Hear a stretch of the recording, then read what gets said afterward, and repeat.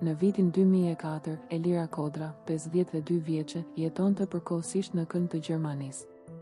Ajo kishte ardhur nga Shqipëria për të ndihmuar vajzën e saj të vetme, Mirelen, e cila ishte martuar dhe po përpiqej të ndërtonte një jetë të re në një vend të huaj. Për Elirën, qëndrimi në Gjermani nuk ishte emigrim, por pritje. Pritje e një lajmi që nuk kishte ardhur prej më shumë se një dekade. Djali i saj, Arbeni, ishte zhdukur në verën e vitit 1992, në një periudhë kur mijëra të rinj shqiptar po largoheshin nga vendi pa dokumente, pa plane të qarta dhe shpesh pa kthim. Arbeni ishte 19 vjeç. Ai kishte lënë shtëpinë duke thënë se do të kalonte kufirin dhe do të gjente punë diku në Evropë. Familja nuk e pa më kurrë. Për 12 vite, Elira kishte jetuar pa përgjigje. Kishte pyetur policin, kishte dëgjuar thashetheme, kishte pritur letra që nuk mbërritën kurrë. Pa trup, pa varr, shtukja e Arbenit mbeti një histori e hapur, një plagë pa emër. Në një pasdite të ftohtë vjeshte, Elira dhe Mirela vizituan një ekspozitë të përkohshme në një muzeum në Frankfurt, trupa njerëzor të konservuar dhe të ekspozuar për qëllime edukative dhe artistike. Ekspozita ishte e njohur në gjithë Evropën dhe kishte tërhequr mijëra vizitorë.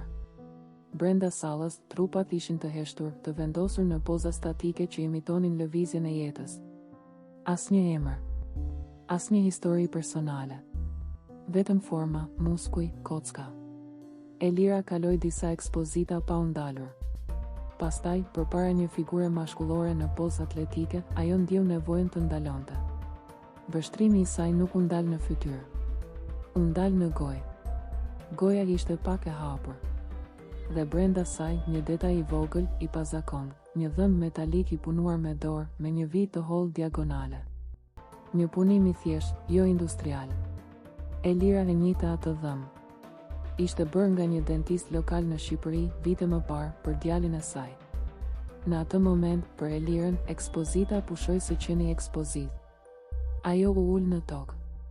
Vizitorët menduan se reagimi i saj ishte emocional, ndoshta i tepruar, por i zakonshëm në një ambient të tillë. Askush nuk e kuptoi se përpara saj nuk ishte art, por një trup që ajo besonte se e njihte. Autoritetet muzeale u njoftuan. Më vonë, edhe policia. Dokumentacioni i trupit ishte i kufizuar.